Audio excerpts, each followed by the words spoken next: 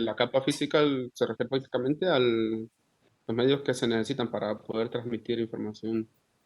Bueno, toda la información que necesitamos transmitir. Ah, correcto. Sí, ¿verdad? Entonces, en otras palabras, como ustedes comentan, esa capa física me va a ayudar a hacer la transmisión de datos, ¿verdad? Es el que me ayuda a hacer la transmisión de datos, independientemente de qué forma, ¿verdad? Si es ya sea de forma alámbrica o inalámbrica. Ok. Cuando hablamos acá de de esas conexiones físicas, menciona acá antes de que puedan ocurrir cualquier comunicación de red, se debe establecer una conexión física en una red local. Y estas conexiones pueden ser de forma cableada o inalámbrica, ¿verdad? Dependiendo de las configuraciones que necesitemos y dependiendo mucho de qué más, de los equipos, ¿no? Y eso generalmente se aplica si usted está considerando una oficina corporativa o una de casa. Eso va a depender de la necesidad. Recuerden, ¿verdad? ¿Qué necesito? Si algo cableado o inalámbrico.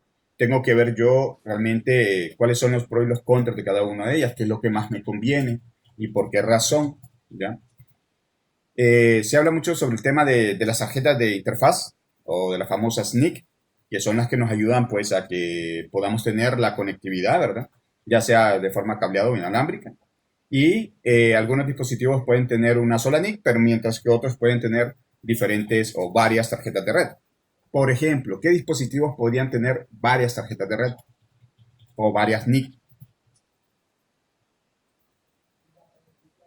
Las portátiles, por ejemplo, Las o por lo portátiles, menos, ¿verdad? Sí, sí, correcto, tienen claro, ¿verdad? la de dos, correcto, que es la inalámbrica y la de Ethernet, la que Correcto. conocemos normalmente. Sí, la que tenemos que tener, conectarle un cable, y la otra que se asume que es una antenita, que usualmente creo que van en la parte de la, de la pantalla, ¿no? En algunas ocasiones. Entonces, de repente esos equipos tienen dos tarjetas, las consolas, ¿verdad? Las consolas también, los televisores, ahora los televisores ya no salen, los actuales ya no están saliendo de repente con un cable, sino que ahora todo es inalámbrico. Y bueno, no todas las conexiones físicas ofrecen el mismo nivel de rendimiento, eso está claro, hay que ver eh, qué tipo de cable tengo, qué tipo de conexión física, igual el tema de lo inalámbrico, qué condiciones me ofrece, que eso es lo que vamos a ir viendo más adelante. Sobre el tema de la capa física, hablando del modelo de referencia, el modelo OSI, ¿qué número de capa es?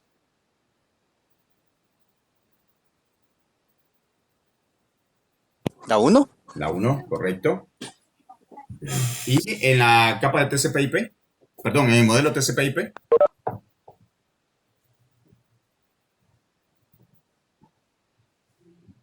La uno creo también. la uno también, ¿verdad? Lo que pasa es que en el modelo TCP/IP la comparte, ¿va?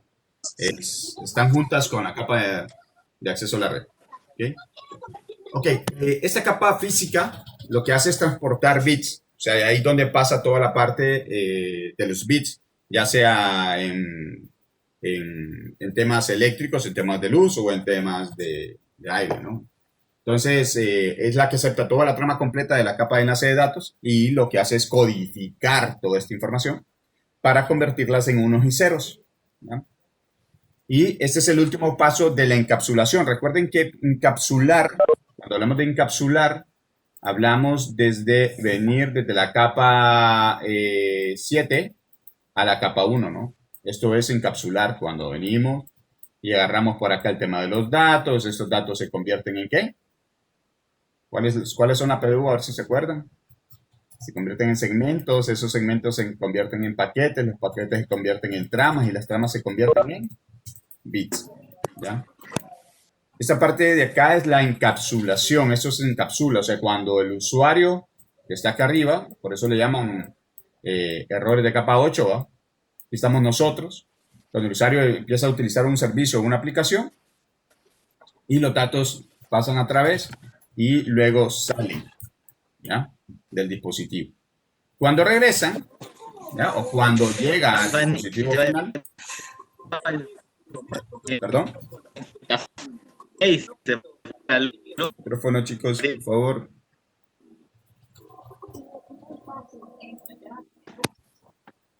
Ok. Y, eh, y cuando los datos llegan al dispositivo final, entonces se llama desencapsular, ¿no? Que viene a lo contrario, de bits a tramas, de tramas a paquetes, de paquetes a segmentos y de segmentos a datos. Ese es el tema de lo que es encapsular y desencapsular. Menciona acá que el siguiente dispositivo en la ruta al destino recibe los bits y lo vuelve a encapsular, ¿verdad? En el marco. Eso va a depender mucho de lo que tengamos. Entonces, por acá aparece un ejemplo de lo que se va a partir de la data, ¿sí? Después pasa a lo que son la capa de transporte en segmentos. Estos segmentos se empaquetan en la capa de red o de Internet y luego se pasa al protocolo de Ethernet, en la parte de Ethernet. Hablamos acá de tramas y de bits, ¿verdad? Hablando del modelo TCP/IP. Algunas características de la capa física, bueno, los estándares por ahí, algunas empresas que están estandarizando como la ISO, la EIA, TIA, la ITU, la ANSI, la IEEE, que tienen mucho que ver en la capa física, ¿verdad? Creo que por aquí teníamos algunos ingenieros eléctricos, ¿verdad? Sobre los componentes físicos, bueno, los estándares de capa física abordan tres áreas fundamentales, ¿no? O funcionales. En este caso, los componentes físicos como tal, el tema de la codificación y el tema de la señalización, ¿ya? Esos componentes físicos son los dispositivos del hardware, los medios y otros conectores que transmiten las señales que representan los bits. Entonces necesitamos toda esa parte, todo el tema de los componentes físicos. Esos componentes de hardware como las tarjetas de red, las interfaces, los conectores, ¿verdad? El tema del material del cable, cómo está diseñado y los diseños de cable están especificados en estándares asociados a las capas físicas. ¿Cuáles estándares? Pues acá ya menciona cuáles estándares son los que van a utilizar. Eso va a depender mucho de... Algunos certifican, por ejemplo, el tema del cableado, otros certifican el tema de los conectores, otros certifican el tema de la transmisión, otros certifican el tema de las interfaces, entonces hay una variedad, ¿verdad? Entonces todos están involucrados ahí. Temas de codificación, pues la codificación se convierte en secuencias de bits, es una secuencia de bits en un formato reconocible por el siguiente dispositivo en una ruta de red. Esta codificación lo que hace es realmente reconocer o proporcionar temas de patrones que son predecibles que pueden ser reconocidos por el dispositivo, ¿no? Entonces hay diferentes. Por acá está esto incluye el método Manchester, el cual se muestra en la figura. Aquí lo que me indica es que hay una alza de voltaje cada vez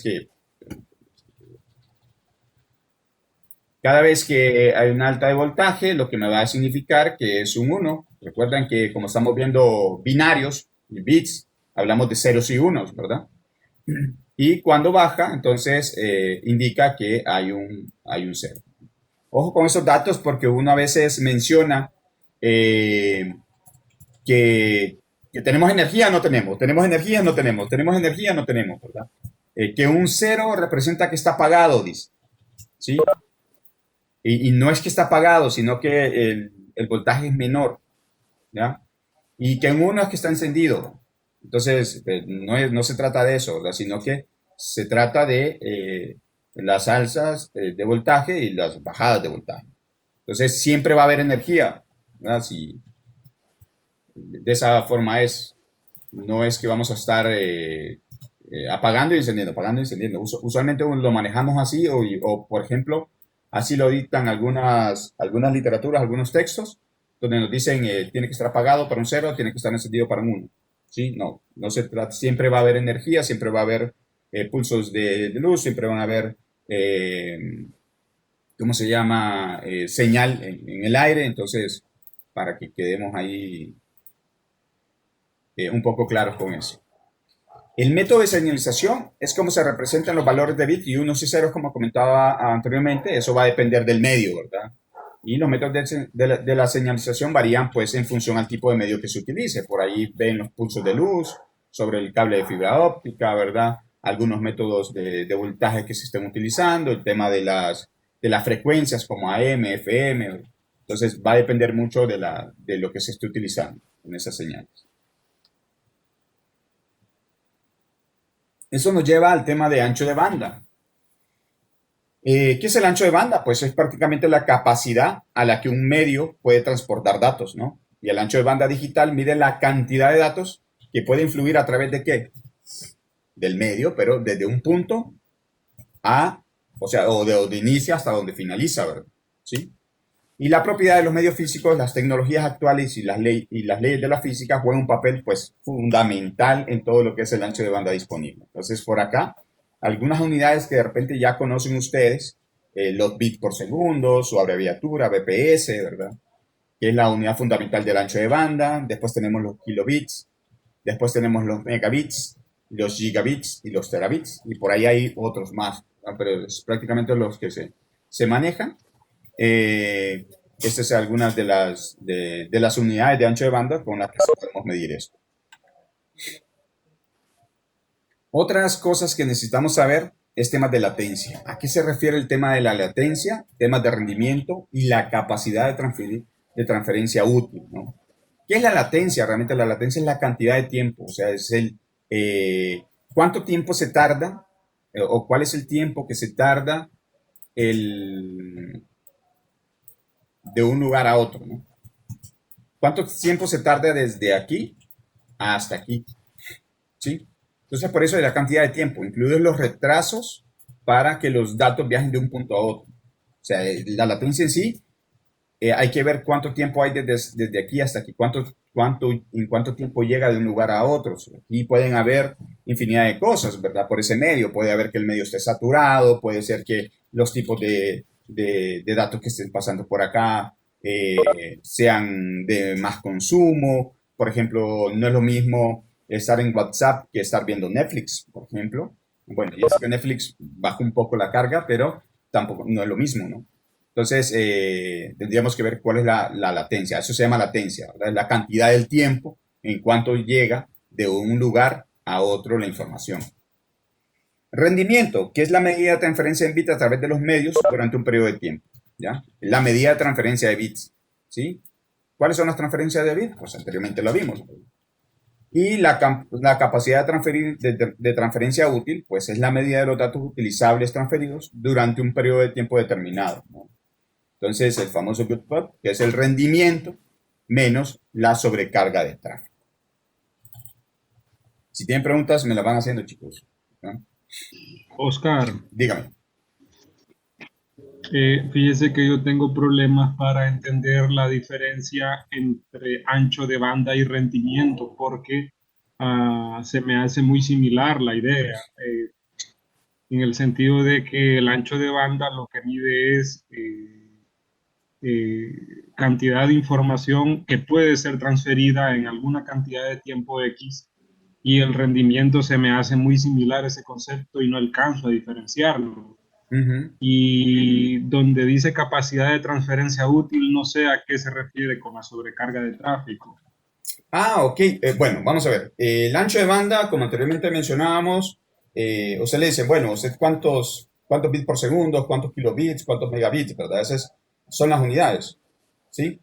Entonces dice, ok, yo tengo, qué sé yo, vaya, pongamos 2 megabits, es mi ancho de banda, yo tengo 2 megabits en mi ancho de banda, pero ese puede ser lo que usted tiene, ¿no? O sea, se asume, ¿ya? Entonces, pero ¿cuál es el rendimiento real que yo tengo en ese medio? ¿Ya? ¿Realmente llego a eso mismo o de esos dos solo tengo uno? ¿Sí? Y como menciona acá, ¿qué es la medida de transferencia de vía a través de qué? Del medio durante un periodo de tiempo determinado, ¿no? Entonces, si usted dice, bueno, es como que usted contrate 2 megas de ancho de banda en su casa. Entonces viene y dice, pero realmente no tengo 2 megas, pues. Eso es el ancho de banda que supuestamente yo tengo, pero realmente no alcanzo eso, solo tengo uno. Entonces, mi rendimiento en el transcurso de mis datos solo es de uno. Entonces, a eso se refiere con el tema de rendimiento. ¿Qué es lo que tengo realmente yo? Y la capacidad de transferencia útil hay que ver, ¿verdad? Entonces, en esta parte, si eso es lo que más o menos alcanzo, pero ¿qué tantos datos tengo yo al momento de transferir? ¿O qué tanto tráfico tengo yo al momento en mi red en ese periodo determinado para poder determinar cuál es realmente mi capacidad de transferencia útil. O sea, quiero ver si estoy muy sobrecargado, por eso comentaba anteriormente que de repente no es lo mismo que usted tenga 3 personas que estén whatsappeando a 3 personas que estén en Netflix, por ejemplo. ¿Qué pasa con el ancho de banda? ¿Qué pasa con el tráfico que hay? Por el tipo de tráfico que se está dando, ¿no? Entonces se vuelve más lento todo. No sé si contesto a su pregunta. Eh, eh, Más o menos. sí, tiendo a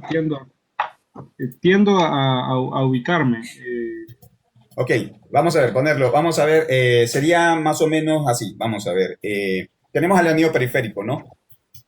Del anillo periférico, mi rendimiento sería, por ejemplo, si yo paso a las 3 de la mañana en el anillo periférico, ¿será que me encuentro algún tráfico por ahí?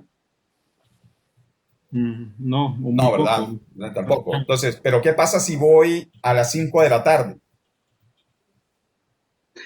¿Cómo sería el No, mejor no movimiento del vayas. anillo periférico a esa hora? Más complicado, ¿va? Entonces, Ujú. el rendimiento del anillo periférico a esa hora, a pesar de que tiene la misma infraestructura, ¿ya? A cualquier hora que usted pase, pero el rendimiento que me va a dar el anillo periférico a las 5 de la tarde no va a ser el que me va a dar, qué sé yo, a las 11 de la noche, a las 12, a la 1, en esas horas que no son tan pico. ¿Sí? Ujú. Algo por ahí va el tema del rendimiento para poderme dar a entender un poquito. Ajá, ajá, ¿Sí? sí, sí, comprendo. Ok. Eso nos lleva directamente al tema, ya sobre el tema de cableado de cobre, ¿no? ¿Qué tipo de cables de cobre han visto ustedes en temas de que nos puedan dar acceso a esto de la red y todo lo demás? ¿O de los que leyeron? El par trenzado, Par trenzado, ¿verdad? Correcto. ¿Qué otro? Salud. El coaxial, Cable coaxial. Coaxial, correcto. Coaxial. Ok. Bueno, hay variedad, ¿verdad? Entonces, pero en general, ¿qué pasa con el cable de cobre?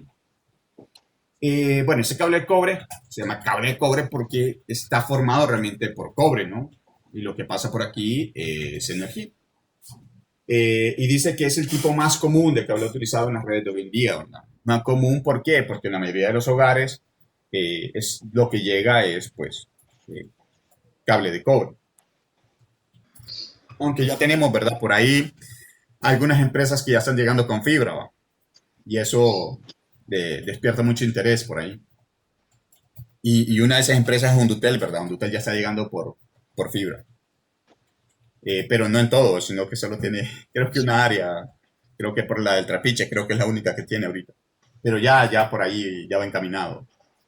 La otra cosa este cable de cobre pues es económico, es fácil de instalar y tiene baja resistencia al flujo de corriente eléctrica.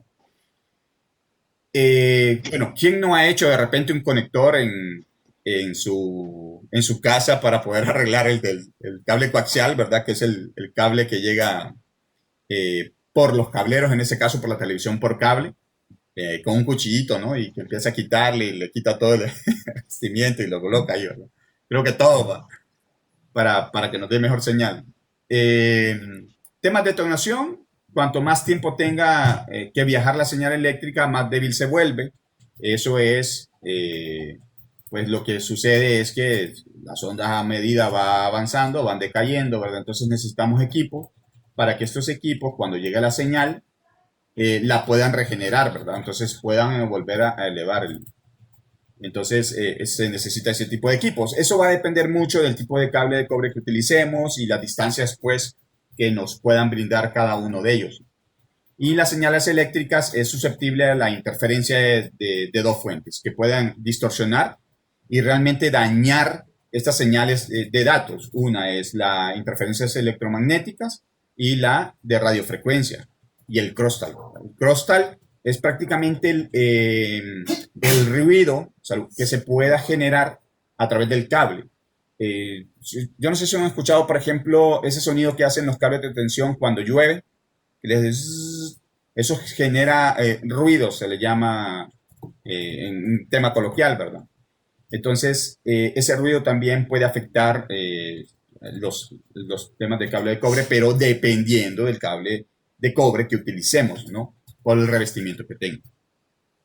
Temas de mitigación, el estricto cumplimiento de los límites de la longitud. O sea, yo tengo que basarme mucho en la distancia que tengo que poner un cable, ¿sí? Dependiendo del tipo de cable que tenga que esté utilizando, ¿no? Entonces, realmente me tengo que basar en las normas, en los estándares que me da para poder entonces tener una buena señal. Algunos tipos de cable de cobre pues hacen la mitigación sobre estos temas, ¿verdad? De interferencias electromagnéticas y de radiofrecuencia mediante el uso de blindaje metálico y conexiones a tierra. Y algunos tipos de cables de cobre mitigan la diafonía girando cables de par circuitos opuestos o conjunto, que ya vamos a ver cuáles son esos que generan. Bueno, aquí están algunos de ellos, de estos tipos de cables de cobre, como el UTP y el STP, ¿sí? El UTP que es más utilizado, el STP el más utilizado internamente, pero el tema de cable coaxial más utilizado en el tema de hogar, ¿verdad? A nivel de residencia, ¿sí? Y ya vamos a ver por qué están utilizados. De cada uno de ellos, pues, bueno, tanto el coaxial como el UTP son los que más se utilizan actualmente, ¿no? Hablando un poquito sobre este par trenzado sin blindaje, que es el famoso UTP, que es el que ustedes pueden ver de repente en sus casas cuando le dan internet, que también le dan un cablecito ahí, que es el cable de uno que le llama el cable de internet, ¿verdad? Pero no es un cable de internet, es un cable UTP, porque no necesariamente nos va a dar internet, nos va a dar conectividad a la red. Y ese cable de UTP es un medio de red más común. Las terminaciones que tienen o el conector que tiene, que se parece mucho al del teléfono, si ustedes lo han visto, lo único que es un poco más grueso, se llama RJ45, así se llama el conector. El del teléfono se llama RJ11. El de teléfono analógico. Interconecta host con dispositivos de red intermediario, ¿no? ¿Cuáles son las características claves de este UTP? Pues, como podemos ver, las cubiertas que tiene en esta parte exterior, ¿sí? Lo que hace es nada más proteger los cables, no tiene más revestimiento más que esta cubierta de aquí, ¿verdad? Los pares trenzados protegen las señales de interferencia, vienen trenzados por eso, porque hay una protección para la interferencia, pero no quiere decir que es totalmente una protección bien blindada, ¿no? Sino que lo hacen, pero para poder evitar un poco el tema de las interferencias en este caso. Y aparte de eso, pues viene el aislamiento de plástico codificado, que ese es este color que viene aquí es el aislamiento, y por acá trae pues el cable o el hilito de cobre, ¿no? Que viene en un tema de revestimiento. Cada par de hilo viene revestido por colores diferentes. Estos colores es porque realmente para hacer un conector yo necesito una codificación que está aprobada por la EIA según algunas normas o estándares, ¿no? En realidad, aquí se mira en la imagen, se ve que los cables vienen trenzados de la misma forma, pero en la vida real no. El trenzado de los cables es totalmente diferente. Unos vienen más tupiditos que otros vienen más sueltos el trenzado. Esto se hace porque cada uno de los cables como tal genera crosstalk, genera ese ruido, pues. Entonces, al tener trenzados los cables, eso evita ese ruido que genera cada uno de estos hilitos entre los otros, ¿verdad? Entonces, por eso vienen trenzados. Esa es la idea de que vienen trenzados ahí. Si tienen consultas, dudas, me avisan, ¿no? Pueden interrumpir en el momento que ustedes quieran. En el tema del STP, es muy similar al UTP, a diferencia de que el revestimiento es un poco más fuerte, ¿no? O sea, trae más revestimiento, pues, ¿sí? Entonces, por acá dice que mejora la protección contra el ruido de UTP. Es más caro, claro, ¿verdad? Porque ya trae más revestimiento. es un poquito más difícil de instalar. También termina un conector de RJ45, interconecta los juegos con dispositivos de red intermediaria.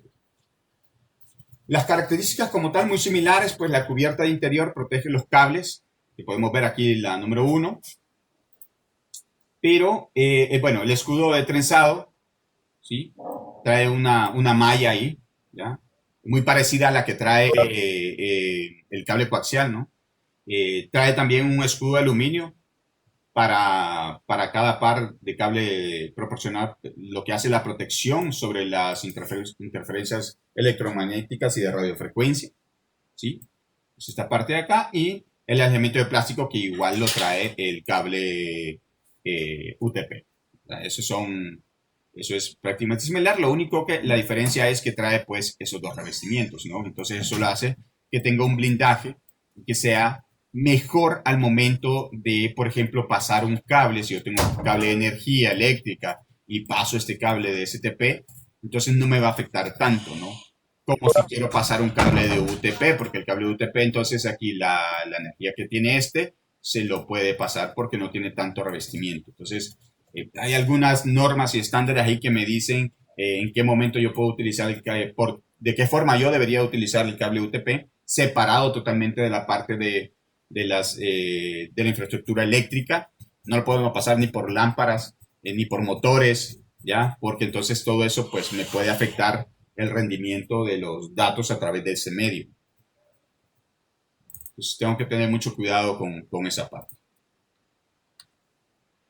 Y el cable coaxial, que el cable coaxial aquí es el que realmente es más popular en respecto a temas de residencia. La mayoría de las casas pues están llegando a través de cable coaxial para temas de televisión por cable, de internet, ¿verdad? Y esas cosas. ¿Por qué? Porque ese cable, si ustedes se fijan, lo tiran a través del tendido eléctrico también. Utilizan los mismos postes que se utiliza la parte de energía eléctrica y sin ningún problema, pues, porque el cable tiene la capacidad y la robustez para aguantar, pues, las señales y mitigan un poco el tema de las señales electromagnéticas. Entonces, no hay mucho problema. Ustedes ya más o menos los conocen, ya han hecho ahí algunos conectores, ¿verdad? Con la cubierta que tiene, que se ha fijado que es bien gruesa esa cubierta. Después por ahí tiene una trenza de cobre, ¿sí? Después de eso viene una lámina metálica, si se han fijado, tiene una laminita así como de aluminio. Después de esa viene otro que es un aislamiento de plástico, que es este de aquí, ¿sí? Y después viene pues prácticamente el conductor, el cobre, que es por donde pasa la información. Entonces, toda esta parte de acá hace que la señal de los cables eléctricos pues no puedan afectar la información que trae a través por el revestimiento que tiene. Y hay diferentes conectores, por ahí los BNC, los tipo N y los tipo F, ¿verdad? Que son los diferentes conectores que nosotros utilizamos para la parte de cable coaxial. La distancia de aproximada en 500 metros, ¿verdad? Esa es la distancia que se utiliza más o menos. Aquí podemos ver ya un cable de UTP directamente. Si ustedes se fijan, el tema del trenzado, si se fijan en este trenzado de aquí, que es más como suelto que de repente que el del azul y el verde, que cada uno trae su diferente trenza. Y eso es lo que les comentaba anteriormente, sirve para eso, ¿verdad? Entonces el cable UTP tiene 4 pares de hilos. Si ustedes se fijan, tiene su naranja, color naranja con un blanco naranja. Trae el azul con otro hilo que es el par, que es blanco-azul, verde, blanco-verde y café, blanco-café, que usualmente nosotros decimos café, pero realmente ellos lo manejan como marrón, ¿verdad? Entonces marrón y blanco-marrón. Esos son los 4 pares de hilos que trae. O sea, al final son 8 hilos que trae con su respectivo color. Hay que tener mucho cuidado. Este cable que es de interiores, cable UTP interiores, pues trae así, de esta forma. Pero el cable UTP de exterior, lo complicado es que, por ejemplo, el naranja y el par del naranja es blanco. No trae un blanco naranja, sino que es blanco. El del azul es blanco. El del verde es blanco. Y el del marrón o café es blanco. Entonces, al momento que uno le quita la trenza, tiene que tener mucho cuidado para saber cuál es el par de cada uno de ellos, ¿verdad? Entonces, hay que tener mucho cuidado en la parte de exterior, del cable UTP de exteriores, ¿sí? En algunos fabricantes. Como les comentaba, el tema de las trenzas era para evitar el mismo crossover, el mismo ruido que pueda generar, ¿verdad? Generar entre ellos. Por eso habla de la cancelación. Cada cable en un par de cables utilizado polaridad opuesta. Un cable es negativo, el otro es positivo. Esto, pues, están retorcidos o trenzados junto a los campos magnéticos, efectivamente se cancela entre sí y fuera de la... Pero no quiere decir que lo cancela totalmente, ¿verdad? Porque no puedo pasar estos cables por la parte de un cable. Por eso la mayoría de estos cables tienen que ir en su ductería aparte. Tienen una ductería totalmente aparte. Y me comentaba la variación de los giros, ¿verdad? Es para ese tema, para evitar eso. Lick, disculpe Dígame, que lo interrumpa. no se preocupe. Fíjese, Lick, que tengo dos compañeros que me acaban de decir que uno tiene problemas con la luz, no tiene luz, entonces no se puede conectar, y la otra compañera tuvo un problema familiar. Ok, no se preocupe, está bien. Perfecto. Ok, gracias, Lick. No se preocupe, cheque. Ok, dentro de los estándares de los conectores y cables UTP, vamos a encontrar lo que es la TIA e IA, y tenemos dos estándares, la 568. Bueno, tenemos el estándar TIA e IA 568. Dentro de ellos se ven dos, el A y el B. ¿Verdad? Esta estandarización lo que nos da pues la pauta es el tipo de cable, la longitud del cable, qué tipo de conectores, la terminación como tal y cuáles son esos métodos de prueba. Los estándares eléctricos, si se fijan, hay un juego acá, porque el que me dicta los tipos de cable, la longitud, el conector, la terminación y el método, me lo da el TIA 568. Bueno, TIA e IA, ¿no?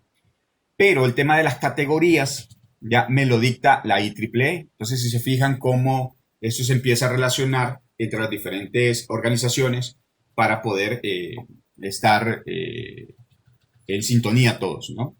Entre ellas se encuentra la categoría 3, la categoría 5, 5E, 6, y de la IPA hay 6A, 6B, bueno, hay diferentes categorías dentro de las 6. Entonces, actualmente, la mayoría, pues, por lo menos en nuestro país, utilizamos categoría 5, pero las nuevas infraestructuras ya se están haciendo con categoría 6 en nuestro país, ¿verdad? Hablo de nuestro país. Hay mucha infraestructura sobre 5, 5E todavía. Ya no se vende mucho el cable, ya casi no se encuentra realmente cable de categoría 5, bueno, 5E, que era el que estábamos utilizando. Ahora todo se está pasando a la categoría 6, que es más robusto el cable, que es más rápido, bueno, hay detalles ahí entre ellos. Los estándares y conectores de cables, por acá podemos encontrar los conectores RJ45, que son siempre hablando para estos temas de cableado UTP, ¿no? Y STP, ¿verdad? También utilizaba RJ45, que son estos de acá. Si ustedes se fijan en el conector, aparecen como una lámina de cobre acá. Lo que hace es, si ustedes se fijan acá en el cable, que bueno, este es un cable mal terminado, ¿no? Cuando uno hace un corte en el cable, en uno de los hilos, lo que queda expuesto, ¿verdad? Es el núcleo, o sea, es el hilo de cobre. Ese hilo de cobre va pegado directamente exactamente a esto de acá, a esta lámina, y lo que hace es un contacto entre el hilo de cobre y la lámina, ¿ya? ¿Para qué? Para que entonces podamos tener energía. Si hay un hilo de estos que no llegue, que no pegue, que no haga el contacto, entonces de repente vamos a tener problemas. Más que todos los problemas depende del hilo, ¿verdad? Que llegue dependiendo también de la categoría. En el caso de los 5, de la categoría 5E, sí hay algunos pares de hilos que nos daría problemas en esa parte. Y ya en la categoría 6, pues sí, con uno que no llegue, pues los otros pueden resolver, pero en categoría 5 es dependiendo del hilo que no llegue. Ya vamos a explicar esa parte. Y podemos ver un cable mal terminado. ¿Por qué? Porque realmente esto no puede quedar así expuesto. El revestimiento tiene que quedar dentro del conector, ¿sí? O sea, dentro de esta parte de acá, tiene que quedar el revestimiento. El revestimiento, la cobertura que tiene el cable, debe de quedar adentro de ahí, dentro de ahí, ¿verdad? Eso no, porque si no tenemos pérdida de señal acá. Recuerden que es energía y pues cada uno de sus cables pues, genera su ruido, ¿no? Entonces lo ideal, no es que quiere decir que esto no me va a funcionar, va, sí me va a funcionar, pero no me va a funcionar de la mejor forma, ¿verdad? Dígame, Víctor. Otro problema de ese cable mal terminado es que después se sueltan los hilos. Ah, correcto, sí. Es otro problema bastante, sí, de tanto movimiento se van soltando. Y la otra cosa es que usualmente nosotros tenemos la típica costumbre de no agarrar, por ejemplo, el cable desde acá, ¿no? Sino que lo jalan del cable. Correcto, ¿va? Nunca lo agarramos de la terminal, sino que desde el cable y alamos. Entonces, lo que comenta Víctor es muy cierto, ¿verdad? Al momento de alar, se voy a los cablecitos y pues empiezo a tener problemas, ¿no? Y por acá señala pues un cable bien terminado donde realmente tiene su combinación y miramos el revestimiento que llega hasta la parte de dentro del conector, ¿no? Y esos de acá, que son los famosos enchufles o jack, ¿ya? Que tenemos los jack, que son los jack de pared, que son los que tienen ustedes en la pared, donde podemos conectarlos, que llegan ahí el cable. Y acá también trae su codificación. Lo único que acá, el cable lo que hacemos es que ponemos acá y los hilos los vamos metiendo en estas ranuras que están acá. En esta ranura. Según la codificación, si ustedes se fijan, por ahí aparecen como los colores, ¿verdad? Naranja. Entonces, según la codificación, ahí me va diciendo yo qué es lo que tengo que hacer, dónde tengo que poner. Y utilizo alguna herramienta que se llama punchador, que lo que hace es... en esta parte, para verlo de una forma diferente, esta partecita blanca que está acá, tiene unas ranuras, ¿no? Tiene unas ranuras. Y en la ranura tiene una placa de metal. Entonces, cuando uno mete el hilo acá, lo que hace esa placa de metal es hacer un pequeño corte en el hilo, ¿ya? Perdón, no en el hilo, en el revestimiento. ¿Para qué? Para que entonces quitar un poco el revestimiento y hacer contacto con el cable como tal, ¿sí? Entonces, de esa forma es que hace la conexión para poder tener el flujo de energía que necesitamos. Y por acá están pues los dos estándares, ¿no? El TIA 568A y el B. El A se utiliza bastante en Europa y el B es el que utilizamos más aquí en estos lados nuestros. ¿Cuál es la diferencia y qué sucede con esto? Si ustedes se fijan, en el caso de bueno, igual, ahí están los 8 hilos, ¿no? Están los 8 hilos, sus pares con sus respectivos blanco, verde, blanco, naranja, ¿verdad? Y así va. Entonces, ¿qué me dicta el estándar? Bueno, el estándar de la D568A me dicta que yo tengo que ponerlos de izquierda a derecha, el hilo blanco-verde, o sea, el pin 1, pin 2, que sería verde, después el 3, blanco-naranja, azul, blanco-azul, naranja, blanco-café o marrón y marrón o café, ¿verdad? Eso es lo que me dicta el T568A. Y el B me indica que lo que voy a hacer es simplemente, si ustedes se fijan, hay un juego entre el pin 1, el 2 o el hilo 1, 2, 3 y 6, ¿ya? Entonces los voy a intercambiar. En el B lo que me dice es blanco-naranja, naranja, blanco-verde, ¿ya? Azul, blanco-azul se mantiene, verde y blanco-café o marrón, y el marrón se mantiene. Simplemente hay un cambio, miren. Los que estaban en el par 2, ¿sí? Entonces pasan, se intercambian estos pines. Se pasa para acá, en el T568A, con el T568B, que es el que se utiliza. al momento también de hacer el conector en la pared, como mirábamos anteriormente, este también tiene su estándar. O sea, por ahí les aparece que uno es A y que el otro es B, entonces dependiendo de lo que ustedes van a utilizar, ¿no? ¿Qué es lo que sucede en estos cables en la categoría 5E? Usualmente la parte de datos lo hacen los pines 1, 2, 3 y 6. ¿Sí? Igual acá 1, 2, 3 y 6. Estos son los que transmiten datos. Los pines 4, 5, 7, 8 de cualquiera de los dos estándares, lo que me va a mandar ahí es energía. ¿Para qué se ocupa esa energía? ¿Ustedes han escuchado hablar sobre el PoE? Sí, Power over Ethernet. Ok, Eric, exacto. Eric. Sí, bueno, Eric sí, ¿verdad? Porque Eric ha estado, Sí, sí. Eric ha estado ahí en ese trámite ya, ¿verdad? El Power over Ethernet es una tecnología que lo que me dice es que darle señal o flujo eléctrico a través de una interfaz, ¿ya? Tener Power over Ethernet de un equipo me incrementa el costo.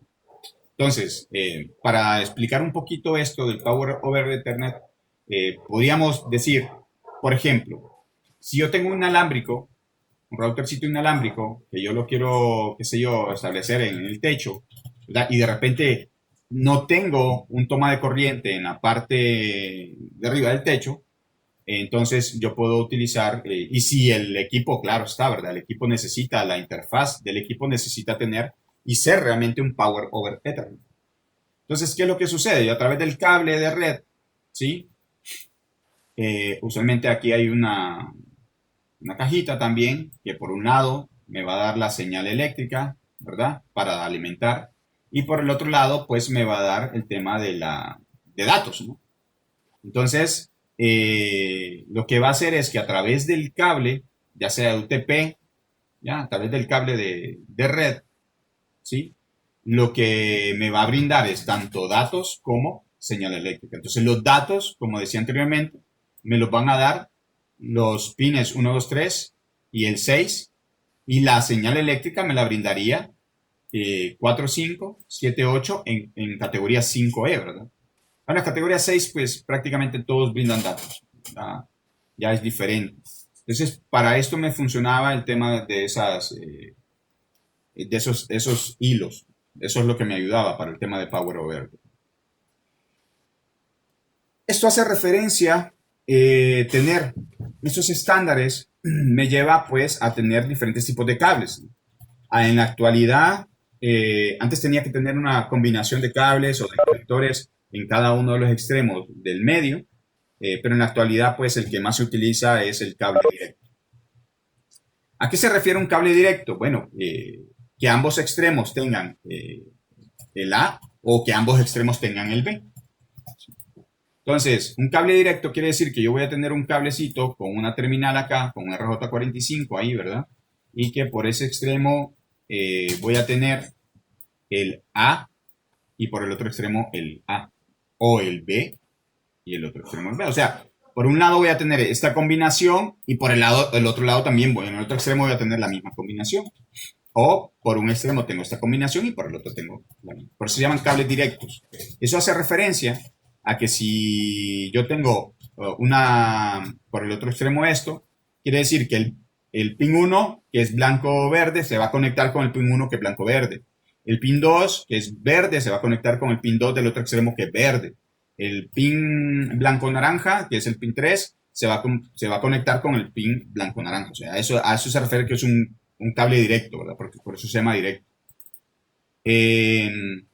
Usualmente utilizamos un cable directo para conectar equipos diferentes, ¿no? Equipos diferentes. Por ejemplo, bueno, anteriormente decían, pueden conectar equipos diferentes. En la actualidad, podemos conectar cualquier tipo de equipo con eso. Puedo yo conectar, por ejemplo, una PC con una PC, un router con un router, un switch con un switch, ¿sí? Antes no se podía, en la actualidad sí. El otro cable que podemos utilizar, o que se podía hacer, bueno, que se puede hacer todavía, pero que ya no es tan necesario, es el tema del crossover, el cable cruzado. ¿Qué indica el cable cruzado? Bueno, que por un extremo yo voy a tener un T568A y por el otro extremo un T568B. ¿Por qué se llama cruzado? Porque cuando se conecta el pin 1, que es blanco-verde, tendría que conectarse con el pin aquí, ¿verdad? 3, ¿sí? El pin verde tendría que conectarse con el 6. Entonces, si se fijan, empieza como a cruzarse, ¿no?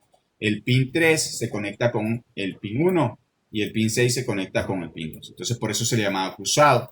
Ese cable cruzado, en sus tiempos, era para poder conectar dos máquinas anteriormente, ¿verdad? Ahora ya no necesito hacer eso. Ya voy a explicar por qué. Entonces yo podía conectar de una máquina a otra máquina, de un router a un router, de un switch a un switch, de un switch a un hub, porque son similares, ¿ya? O de un switch a un switch, o de un hub a un hub, lo podía hacer. En la actualidad, lo puedo hacer todo eso con cable directo, ¿sí? Con cable directo. No necesito hacerlo. ¿Qué es lo que pasa? Ahora existe, o se ha considerado, por ejemplo, el tema en las tarjetas de red, el famoso MDIX, que lo que hace el MDIX es convertir esa señal, hacer la transferencia, aceptarla. Antes no existía el MDIX y entonces lo que hacía el transcurso el traslape entre ellos era el cable. Ahora lo hace la tarjeta de red. Entonces, por eso ahora podemos tener cable directo en cualquiera de la mayoría de las conexiones, ¿verdad? El cable transpuesto ya está obsoleto prácticamente. Ahorita no se utiliza mucho. Y el otro que se podía hacer, que realmente ahora pues se compra, es el cable de consola. El cable de consola, o el cable transpuesto que le llamábamos, era tener cualquiera de los estándares. Por ejemplo, si yo tenía por un lado el A, ¿sí? Pero por el otro lado también tenía que tener el A, pero a la inversa, por eso se llama transpuesto. ¿Por qué? Porque el pin 1 era por ejemplo, el café. El pin 2 era el blanco café, el pin 3 era el naranja, el pin 4 el blanco naranja, el blanco azul, y así vamos, ¿verdad? O sea, a la inversa. O sea, este era el pin 1 que tenía que estar a este lado, este va a ser el pin 2, este el 3, el 4, el 5, el 6, 7 y 8. Este cable transpuesto de consola, yo lo tenía que adaptar con un convertidor que era un DB9 o un DB90, y por el otro lado tenía aquí pues un puerto serial para poder conectarlo a la computadora, y este cable de consola me servía pues para poder administrar un equipo. Actualmente ya los venden, ¿verdad? Entonces ya no hay necesidad de hacerlo. Prácticamente nos hemos quedado solo con el cable directo, que es el que más se utiliza. ¿Dudas, preguntas hasta acá? César, una consulta. Oscar, podemos utilizar los dos tipos de cable en una misma red. Por ejemplo, conectar varios dispositivos con diferentes tipos de cable, tal vez armados con un tipo A o tipo B. Sí, estándares. Sí, sí se puede. Lo que pasa es que de repente te puede causar algún problema. Tienes que tener bien claro dónde tienes cada uno de los estándares. Lo ideal es manejar un solo estándar. O sea, si tú dices, yo voy a utilizar cable categoría T568A, lo manejo para todo. Como te digo, usualmente nosotros acá en América utilizamos el B. Eso es lo que se Otra maneja. consulta. Otra consulta. Digamos, un dispositivo no necesita que sea, bueno, no necesariamente de SPOE, ¿verdad? Los cables, bueno, los dos terminales, por ejemplo, creo que es el 4, 5 y 6 y 8, creo que llevan energía, ¿verdad? En las categorías 5E. En las categorías ¿Sí? actuales, sí, ahora en la categoría actual, pues todos transmiten datos. Y además, al momento de transmitir datos, ojo con el tema de repente yo ahí me expresé mal, ¿verdad? Al momento de brindar energía, recuerden que todos los cables brindan energía porque son cables de cobre, o sea, brindan energía. Pero los que transmitían la información y los que recibían son los cables 1, 2, 3 y el 6, ¿verdad? Los otros no quiere decir que no pasaba energía por ellos, sí pasa energía por todos, ¿verdad? Solo para aclarar, ¿verdad? Ok. Temas de cable de fibra óptica, bueno, no es tan común como UTP debido al gasto involucrado, ¿verdad? Es caro, es carísimo. De repente hay algunos, para el tema de los equipos, de repente cada módulo de fibra podemos utilizar anda alrededor de $50, $75, dependiendo, ¿verdad? Ideal para algunos escenarios de redes. Propiedades de cable de fibra, ¿cuáles son esas propiedades? Son menos susceptibles, ¿verdad? En este caso a la atenuación y la complejidad entre temas de radiofrecuencia y ese tema de interferencias. Hecho de hebras flexibles y extremadamente finas de vidrio. Por ahí creo que también hay de plástico, ¿verdad? Si no me equivoco. Y lo que utilizan pues son láser, ¿verdad? O LED para codificar bits o como pulsos de luz. Igual que en la parte de cobre, donde comentábamos que es que un 0 es que no había energía y que un 1 había energía, ¿no? Es que baja la intensidad de la energía y el otro subincrementa. Igual acá, ¿verdad? Entonces siempre va a haber luz, pero una luz tenue o una luz un poco más alta. Entonces, el cable de fibra óptica actualmente como una guía de onda para transmitir luz entre los dos extremos, ¿no? Dentro de ellos tenemos dos, lo que es el monomodo y el multimodo. ¿Ya? El monomodo lo que hace es prácticamente, es un solo haz de luz, ¿ya? Sirve mucho para temas de backbone. Sí estamos con el tema de backbone, sí sabemos exactamente a qué se refiere cuando hablamos de backbone.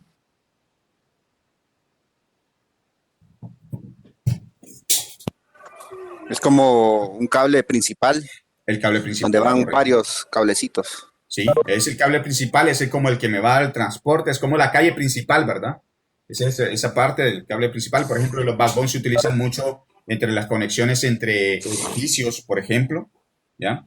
Entonces tenemos diferentes temas de backbone por ahí.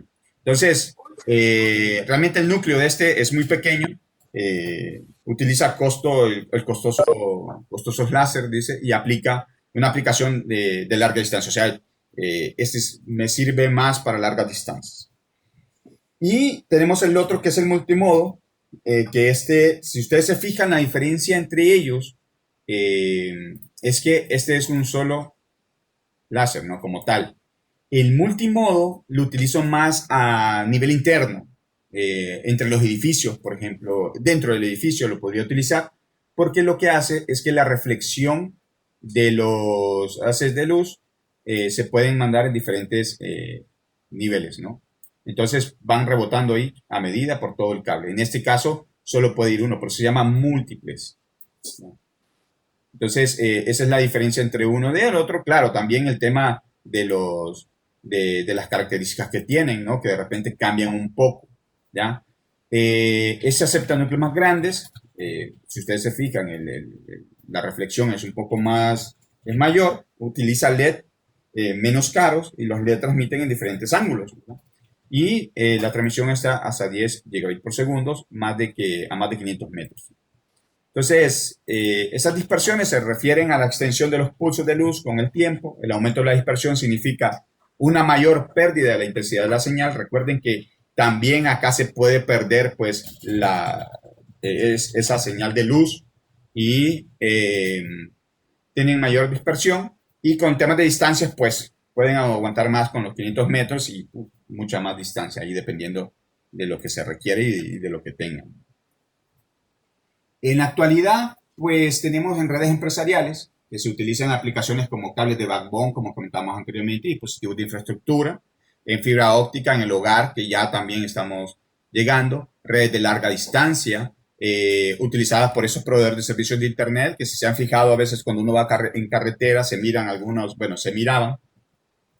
hace un par de años atrás, un cable que tenía una cubierta naranja, que era la de Undutel, que tiene toda la infraestructura, y las redes de cable submarino, ¿no? Que más adelante vamos a ver cómo se instalan cada una de ellas.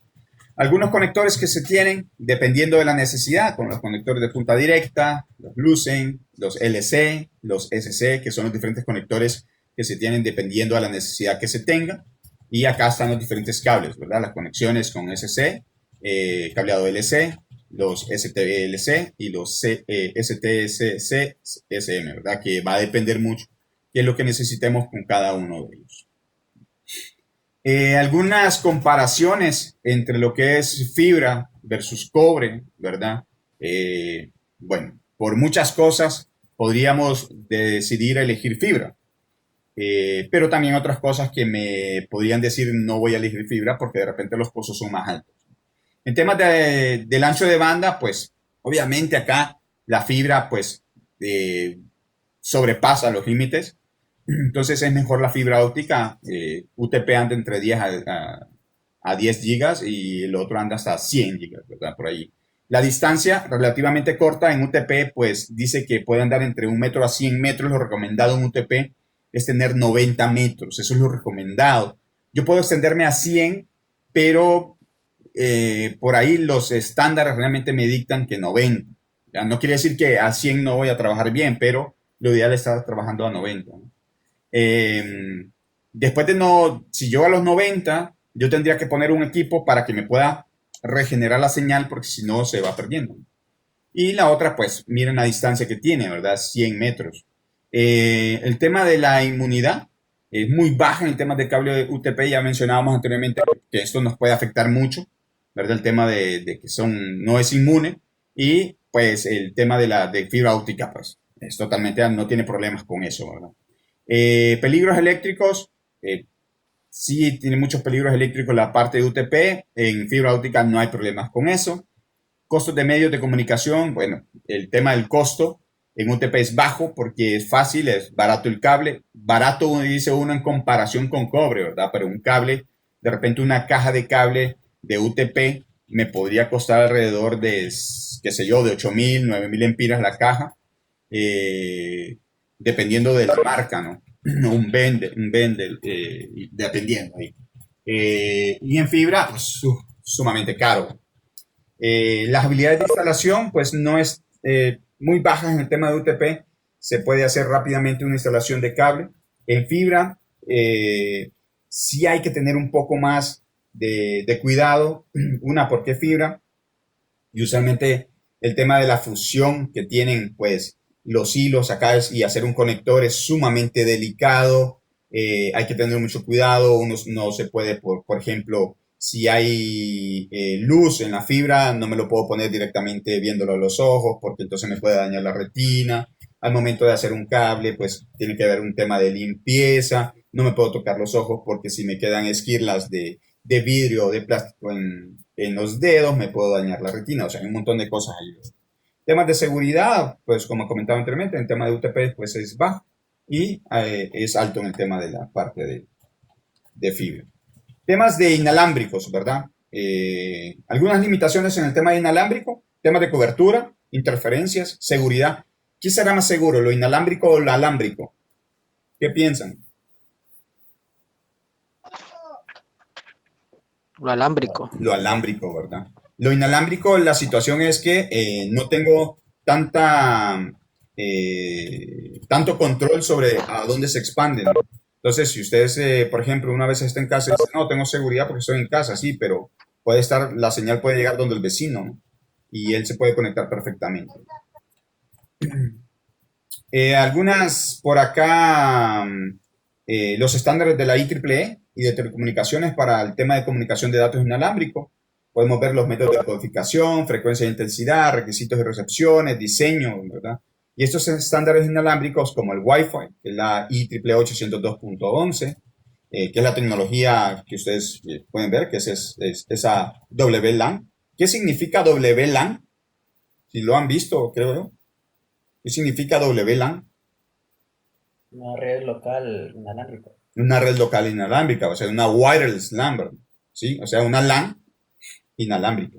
El tema de Bluetooth, también, ustedes saben que es la IEEE 802.15, que es el estándar de la red inalámbrica de área personal, o una wireless PAN, que le llaman, ¿verdad? Una privada. El WiMAX, que es una tecnología que ha salido, que es prácticamente 7 veces, creo, la potencia de un Wi-Fi, si no me equivoco. Y el Zigbee, que es la 802.15.4, que son comunicaciones de baja velocidad de datos, que son muy utilizadas para el tema de Internet de las cosas. Por acá, en general, pues una LAN inalámbrica o una wireless LAN requiere los siguientes dispositivos: puntos de acceso inalámbrico y adaptadores NIC inalámbricos. Eso es lo que necesitamos, ¿verdad? Que las tarjetas de red sean inalámbricas y que tengamos los famosos access point o los AP que le llaman uno, o los puntos de acceso inalámbrico. ¿Qué más? Bueno, prácticamente esa es... Eso es lo que tenemos para el para este... Vamos a pausar.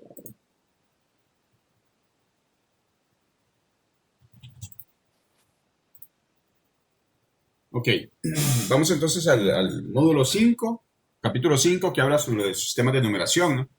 Esa parte, ¿qué es lo que vamos a ver? Pues prácticamente calcular números entre sí, entre lo que es el sistema decimal, binario y hexadecimal, que son pues los sistemas que realmente utilizamos, ¿no? Tanto la numeración binaria como la hexadecimal. Cuando hablamos de sistema binario, aquí lo voy a hacer un poquito rápido. Hablamos de temas de unos y ceros, ¿no? O sea, binarios, hay dos números, nada más, unos y ceros o ceros y unos, ¿no? Y este sistema de numeración decimal consta de temas de 0 al 9, ¿no? Y por ahí está la de hexadecimal. Entonces miramos esto bastante pues en temas de IP versión 4. ¿Qué pasa con IP versión 4? ¿Han escuchado sobre lo que es IP? ¿Sí? Que es el protocolo de Internet. Por ejemplo, cuando hablamos de IP, Brian Cruz, ¿qué se te viene a la mente? En tus propias palabras, ¿qué es IP? Perdón, la dirección lógica que tiene cada equipo para que lo hace como, por decirlo así, como un nombre o digamos, para poner un ejemplo, en el caso de las personas sería como nuestro número de identidad. Ok, perfecto. Cristian Abate.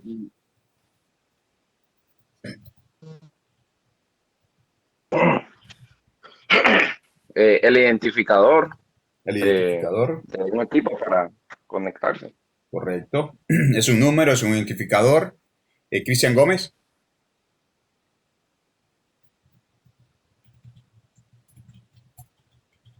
Es un identificador de cada equipo. Un identificador de cada equipo, ¿verdad? Entonces eso es lo que interesa, que conozcamos sobre IP. El IP es un protocolo de Internet, eso es. Eso significa. Es un número, es un identificador que va a tener cada dispositivo para poder entonces tener conectividad con la red, ¿no? Estas direcciones IP están compuestas por octetos, ¿ya? Entonces, por ejemplo, si hablamos de una dirección IP, de repente la más famosa, la 192.168.1.1, por ejemplo.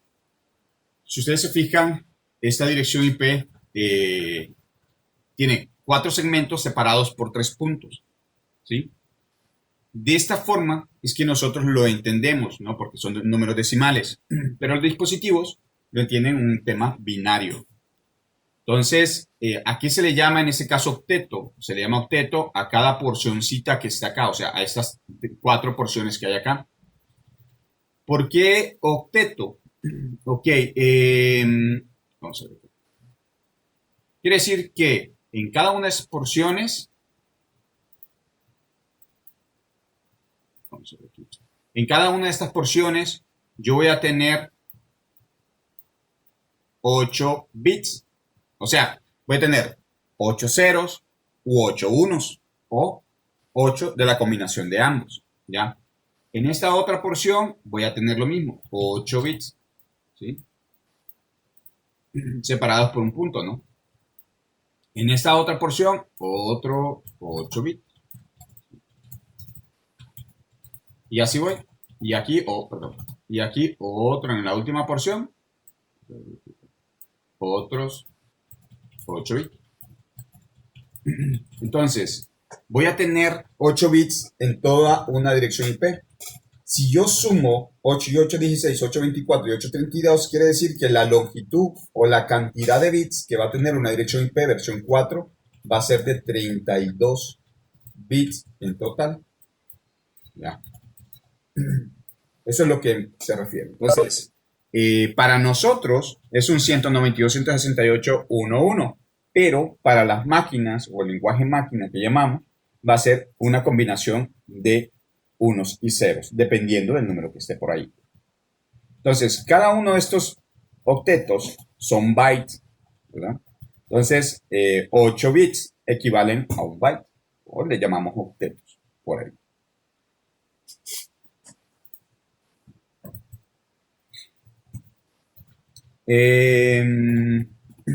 Bueno, vamos a pasar aquí. Entonces, ¿qué es lo que miramos acá? Por ejemplo, si vamos a cambiar ahorita para ir explicando esto.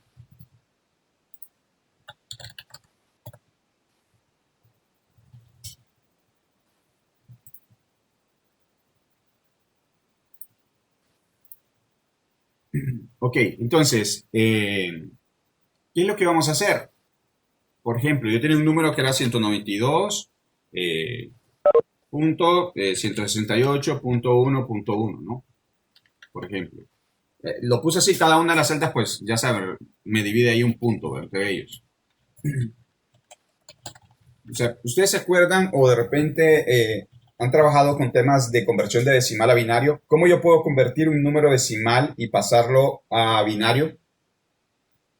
No sé si alguien ya ha trabajado con temas de decimal a binario. Cada 0 y 1 del octeto tiene un valor de 1, 2, 4, 8, 16, 32, 64 y 128. Ah, ok, ¿verdad? Entonces, podríamos decir que 1, 2, 3, 4, 5, 6, 7, 8. Vamos a hacer un poquito esto más grande. Aquí tengo 1, 2, 3, 4, 5, 6, 7, 8 bits. O sea, esto es un octeto, ¿no? ¿Ya? Cada uno de estos octetos tiene un valor. O sea, 2 a la 0, 1, 2 a la 1, 2, 4, 8, 16, 32, 64 y 128. ¿Sí? Recuerden que son binarios, ¿verdad? Entonces 2 a la 0, 2 a la 1, 2 a la 2, 2 a la 3, 2 a la 4, 2 a la 5, 2 a la 6 y 2 a la 7. Yo lo estoy poniendo ya directamente en decimal. Entonces, para convertir un número decimal a binario, y esto es fundamental para la parte de res 1, pueden haber varias formas, ¿verdad? Yo voy a explicar una aquí que para mí de repente es la más sencilla, pero cada quien puede trabajar con la forma que quiera. De repente hay algunos que dicen, yo quiero dividir los 192 entre 2. ¿Por qué entre 2? Porque es binario, entonces utilizamos 2. Y el resultado de eso entre 2, y el resultado es entre 2, entre 2, entre 2, entre 2. Esa es una forma de hacerlo también.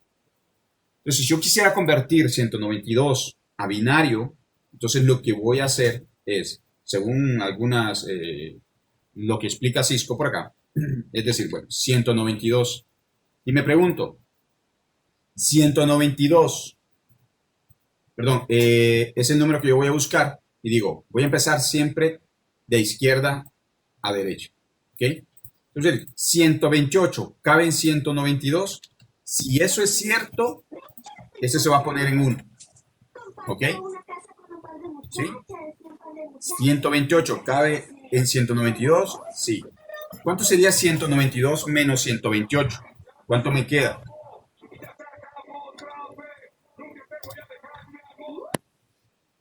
64. Ok. Continúo con el siguiente.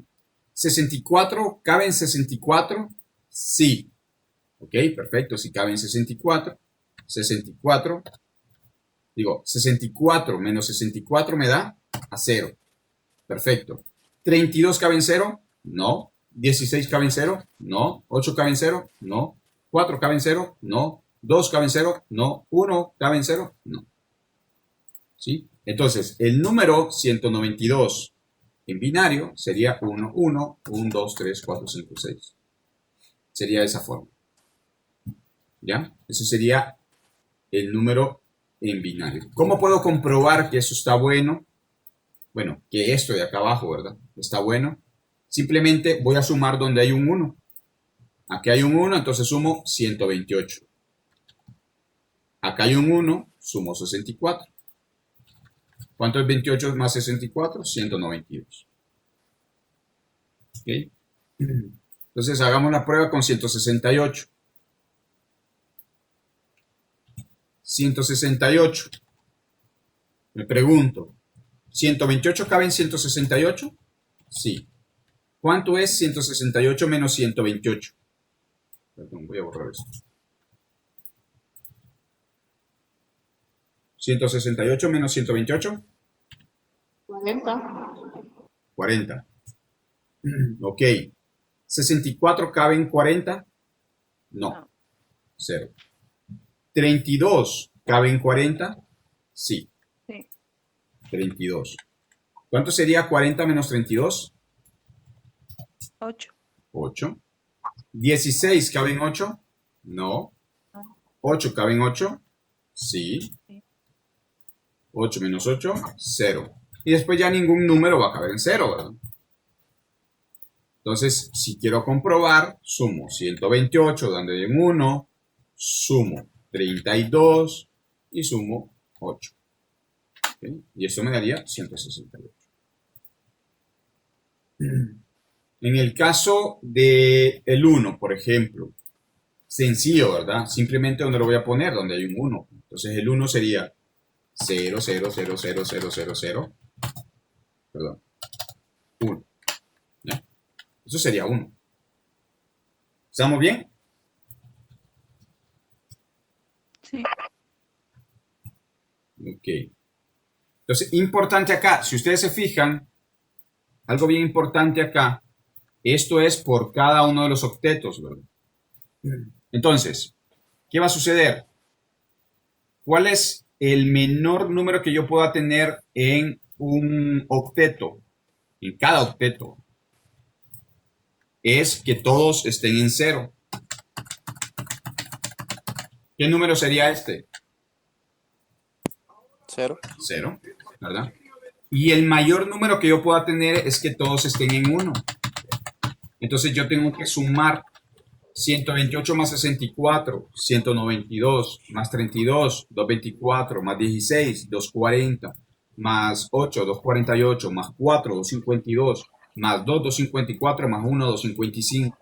Entonces, las direcciones IP en cada uno de los octetos van a andar entre 0 y 255. Ustedes jamás en la vida van a encontrar un número que sea 256, punto 1000, punto 3500, punto qué sé yo, cualquier otro. Jamás, eso no existe. Ya eso no existe en una dirección IP. ¿Sí? En una dirección IP versión 4, ¿verdad? Eso no existe, nada. Nada de eso. O sea, tienen que andar, por cada uno de los octetos, tienen que andar entre 0 y 255. ¿Sí? 0, 255, entre 0 y 255, entre 0 y 255. Ahí tienen que andar los rangos. ¿Ok? ¿Estamos claros ahí, chicos? Sí. Perfecto. Ok, vamos a ver. Voy a dar unas opciones acá.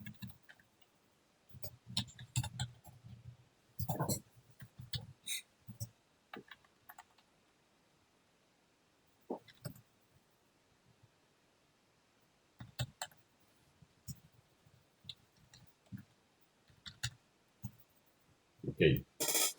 Vamos a ver. Vamos a dar 5 minutos para que resuelvan.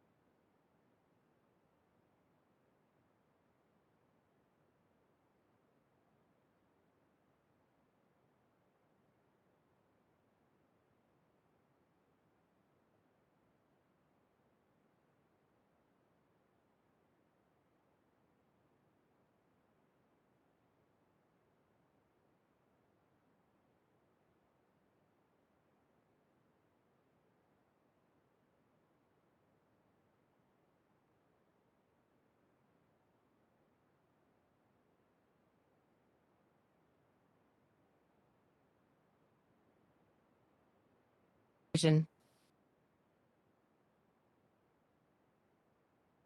Trial version.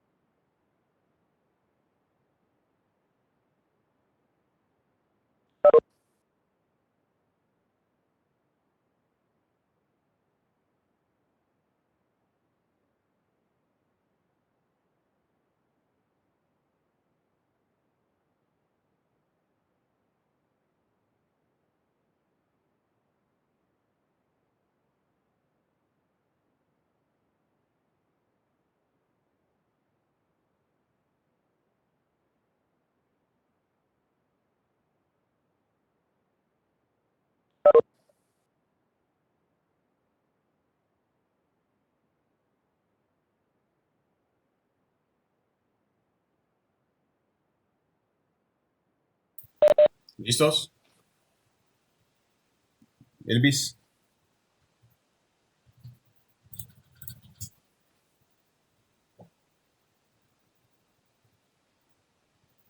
Elvis, la primera, ¿cómo te quedó?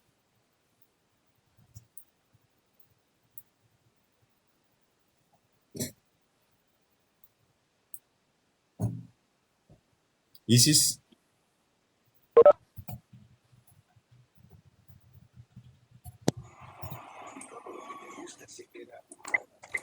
Hola, Hola, Isis. buenas noches. Buenas noches. ¿Ya hizo la primera? Perdón, que tengo problemas de Ah, conexión. Tranquilo, tranquilo, Elvis. Disculpe, o Isis. yo. Isis, sí, está bien. 24, ¿verdad, ingeniero? La 224, sí. 1110000. Vamos a ver. 1, 1. Espérame. 111 0 0 0 0 0. 0, 0. Ok. ¿Están de acuerdo? Sería 128 más 64, 192 más 32, 224, ¿verdad? Ok.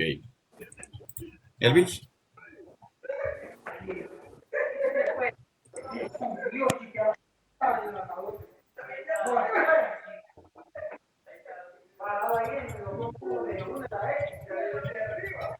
Vamos a ver. Si me quedo ahí. Los micrófonos, por favor, chicos. No sé.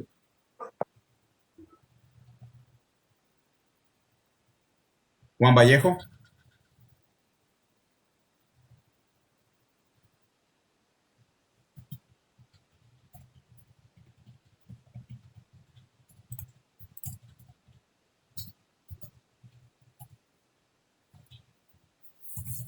Catherine Medrano.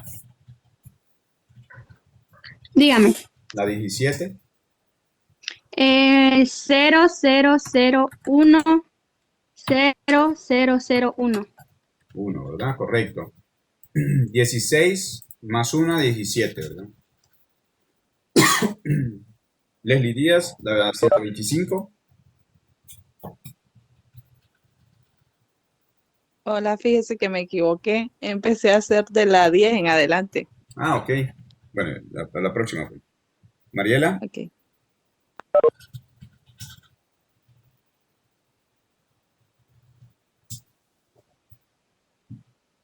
Jessica Vázquez. Ajá, dígame. La 125, ¿cómo quedaría? 0, 0, 1, 1, 1, 1, 1. 1. Espéreme.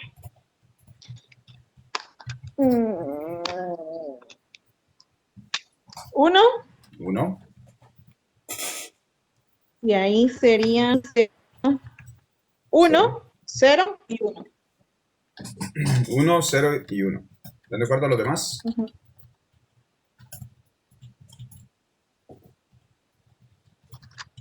Sí, está bien.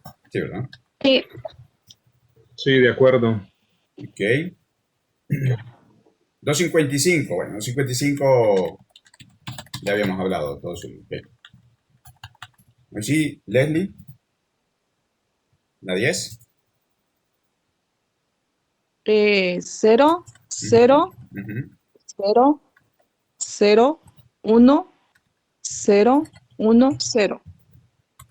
Correcto. 8 y 2, 10, ¿verdad? Perfecto. Obed Caneta.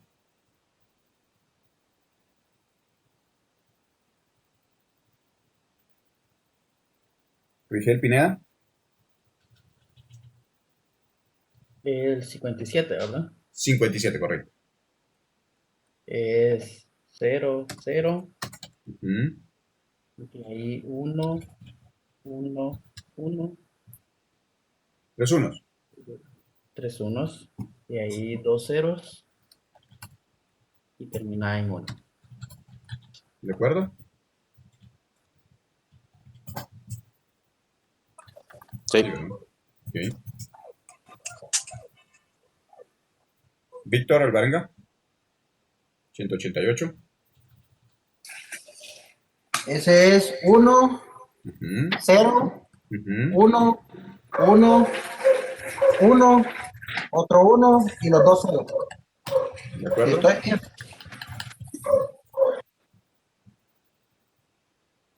128, 432, 160, 126. Sí, sí, correcto, ¿verdad?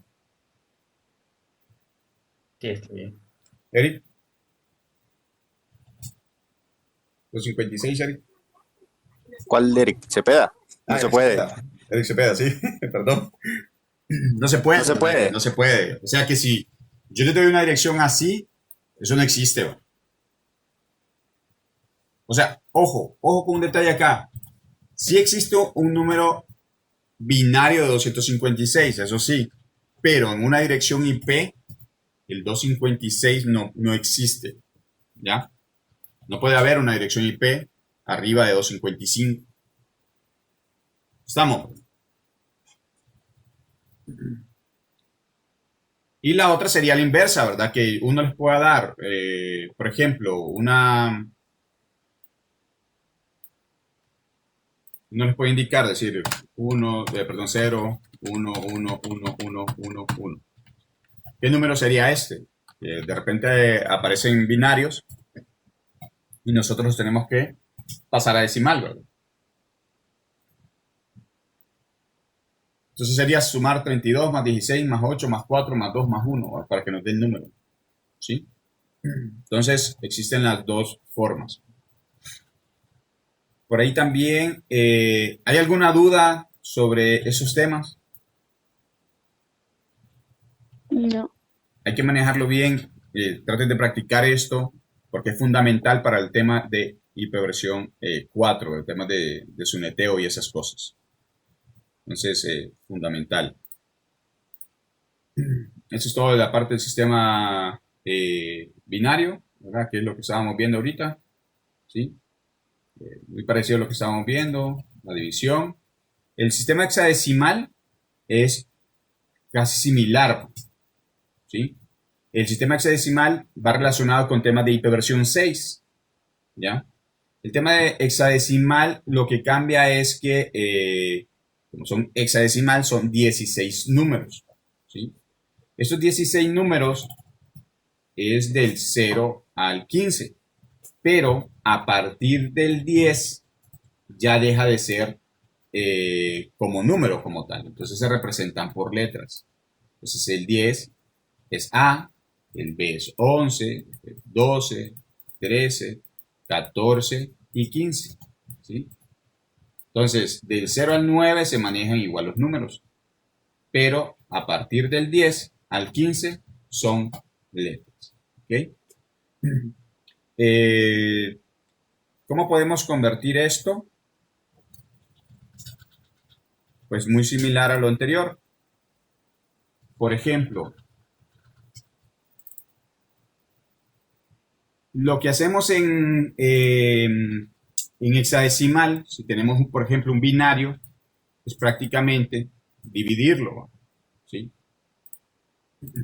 Por ejemplo, si yo tengo acá, hablamos del 198, ¿vale? Que decíamos que era 1, 1, 0, 0, 0, 0, perdón, 192.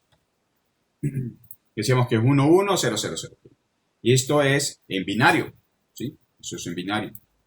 Si quisiera pasar a hexadecimal, lo que voy a hacer es simplemente dividirlo.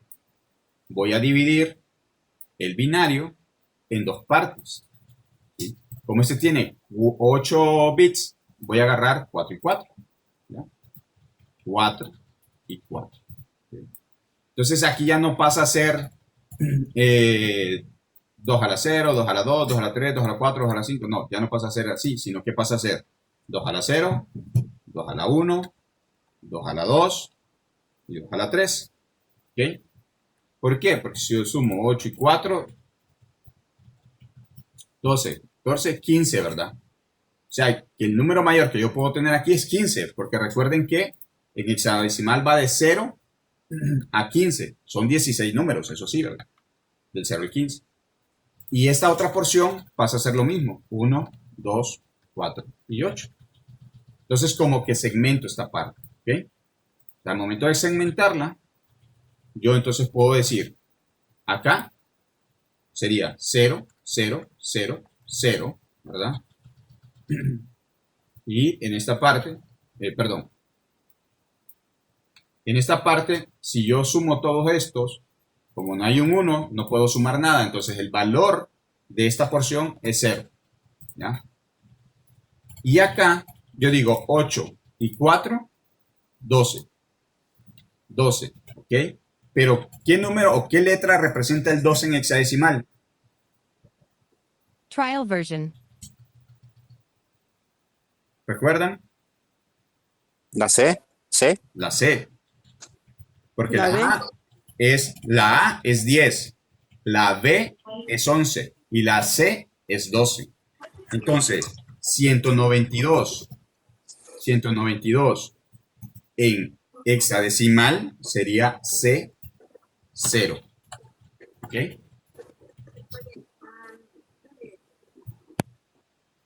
¿Estamos?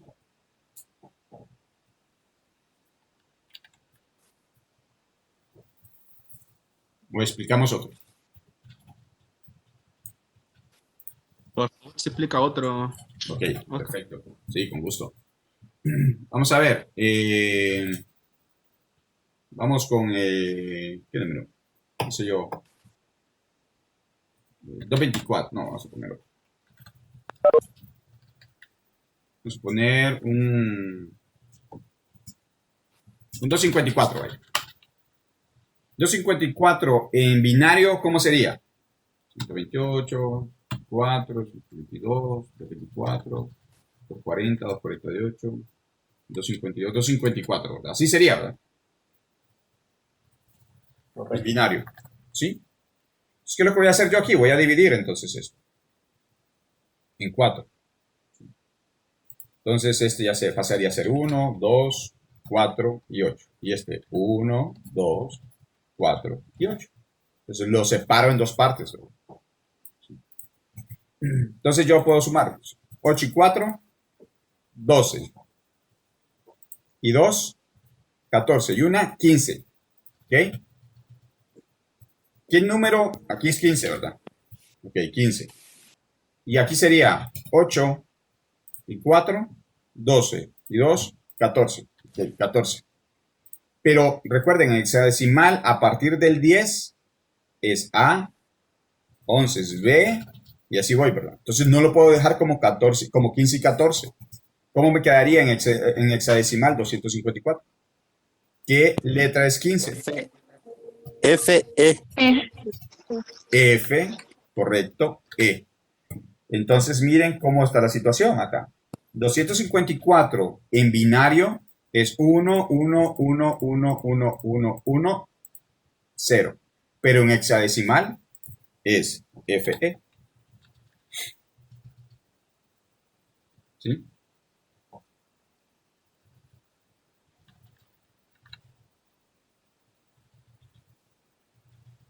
¿Ok?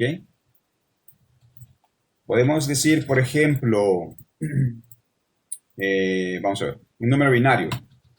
0, 0, 0, 1, 1, 0, vamos a poner 0, 1, 0. Okay. ¿Qué número sería esto en decimal? Vaya, si yo le doy un binario. ¿Qué número sería esto en decimal? 128 134 más 8. ¿100 cuánto? 134 134. ¿Seguros? 128 más 8. 138. 136 más 2. 38, sí, 138. 138, ¿verdad? Ok, 138 en hexadecimal, ¿cómo me quedaría? Lo divido, ¿verdad? Entonces digo 1, 2, 4, 8. Y lo mismo para el otro lado, ¿verdad?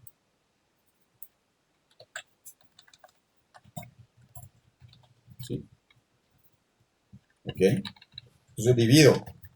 Entonces aquí tengo. ¿Qué número sería en esta porción de acá? Al momento de dividirlo. Oscar, sería 136. Es 128 más 8. 136 más 2. Mire, aquí tengo 128. Más 8. 136 más 2. Ah, sí, perfecto, perfecto, sí, sí, sí. Entonces acá, ¿qué valor tengo acá? Bueno, solo tengo un 1 y sumo el 8 nada más porque no hay otro 1 que me pueda sumar, ¿va? Y en este otro extremo tengo el 8 y el 2. O sea, sería 10. ¿Bien? 8A sería entonces. 8A, correcto. 8A en hexadecimal.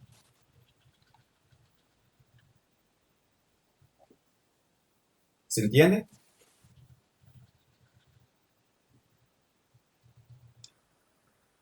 Sí. ¿Se entiende? Sí, estamos Sí, claros. sí. ¿O hay alguna duda por ahí?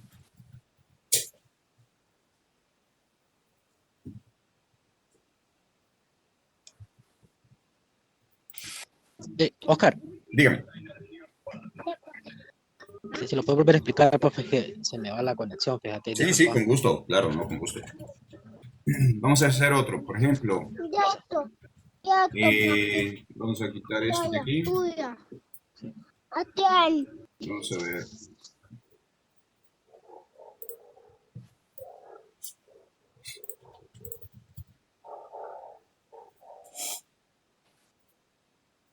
Ok, vamos a ver, vamos a dar un número decimal.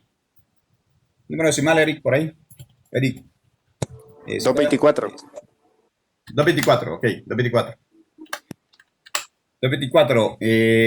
Isis, ¿cómo quedaría 224, Isis? En binario.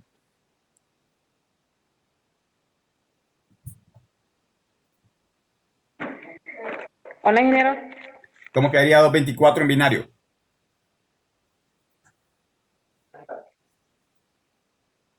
1, 1, 1, 1, 1, 1. 0, 0, 0. Y los demás ceros, ¿verdad? 0, sí.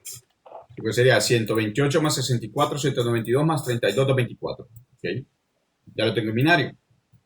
¿Qué voy a hacer? Voy a pasar un poquito, por favor. No voy a pasar por acá. Ok. ¿Qué es lo que voy a hacer? Separarlos, ¿verdad? O segmentarlos. Voy a segmentar en dos partes. 4 y 4. ¿Ok? Lo divido.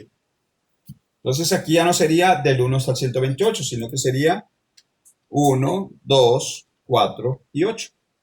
¿Sí? Y aquí 1, 2, 4 y 8. ¿Por qué razón? Porque si yo sumo 8 y 4, 12 y 2, 14 y 1, 15. Y los hexadecimales van desde 0 a 15. ¿No? Entonces, voy a sumar igual como lo hacía en el binario, ¿verdad? Tengo un 1, sumo el 8. Entonces tengo 8. Tengo un 1, sumo el 4. Sumo 4. Tengo un 1, sumo el 2 y el 2. Entonces sumo estos tres valores. Ya el último no lo sumo porque hay un 0. Entonces 8 y 4. 12 y 2. 14. ¿Okay? 14. En hexadecimal, ¿qué letra representa 14? E, de eco.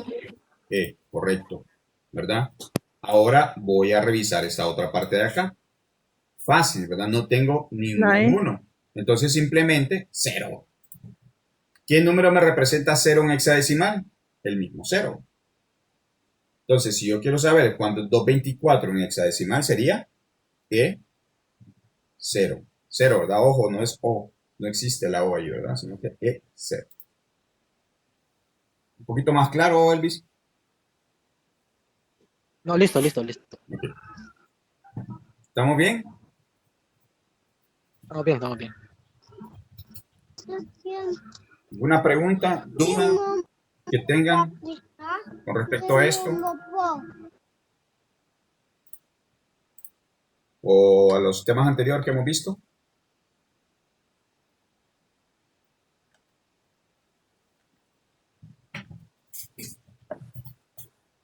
¿Estamos bien? Claro, conciso y preciso, profesor. Qué bueno, me alegro. ¿Cómo vamos con la clase? Bien. ¿Se entiende? Sí. La terminología da la sensación de que esto es amplísimo y que nos estamos metiendo a camisa como de 20 varas, ¿no? Pero sí, ahí vamos. Sí.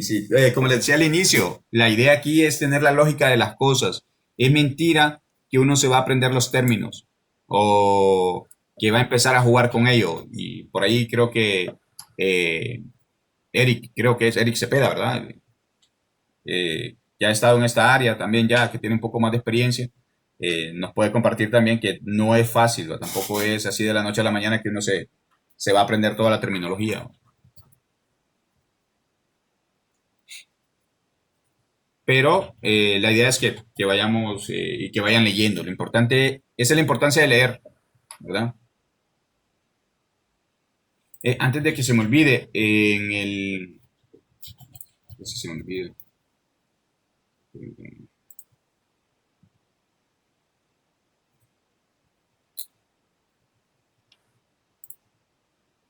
la parte del curso está... Ya les voy a mostrar. Está un enlace para que armemos un grupo de ahí de WhatsApp. Y de repente puedo mandar por el enlace por ahí, porque creo que a algunas personas no les está cayendo. O parece que hay problemas al momento de que llega. Entonces les puedo compartir también el enlace por esa parte, también por el correo, pero también se los puedo agregar por ahí.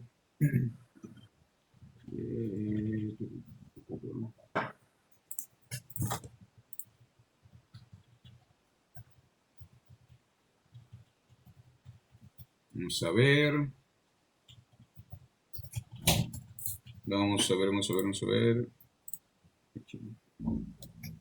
Aquí está la parte donde está la parte de introducción al curso. Hay un grupo de WhatsApp, ¿verdad? Para que ustedes puedan loguearse directamente y ahí se van ingresando al grupo. Ya está creado ahí. Cualquier duda que tengan la pueden hacer a través también del grupo, ¿verdad?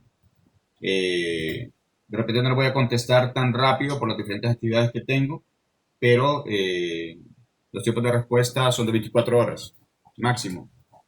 ¿Sí? Si tienen alguna duda, quieren hacer una pregunta, tratemos de limitar tratemos de limitar el grupo solo para cosas del curso, ¿no? Nada de estar mandando ahí cadenas o cosas así, sino que lo limitamos directamente a lo que nos interesa.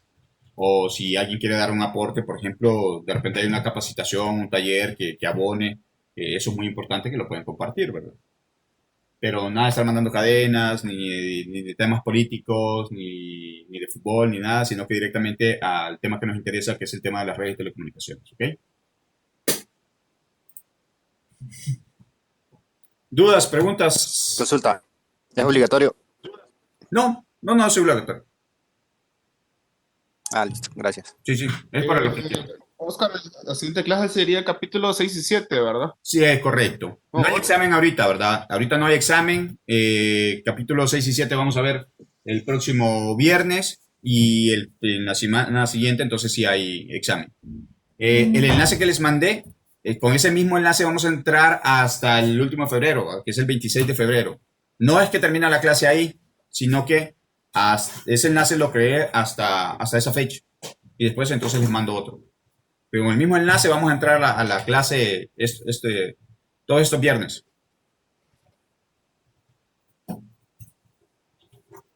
¿Dudas, preguntas? ¿Estamos bien? Todo en orden, profe. Ok. ¿Vamos bien con la clase hasta ahorita? ¿Quejas? Aparte del contenido. Ya le expliqué. Mi queja es todo ese montón de terminología que no puedo retener y todas esas siglas de las distintas organizaciones que reglamentan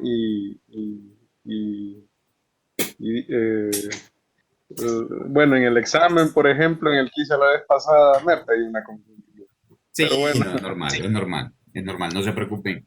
Miren, el tema de los exámenes teóricos tampoco es, como les había dicho, ustedes pueden reprobar todos los exámenes.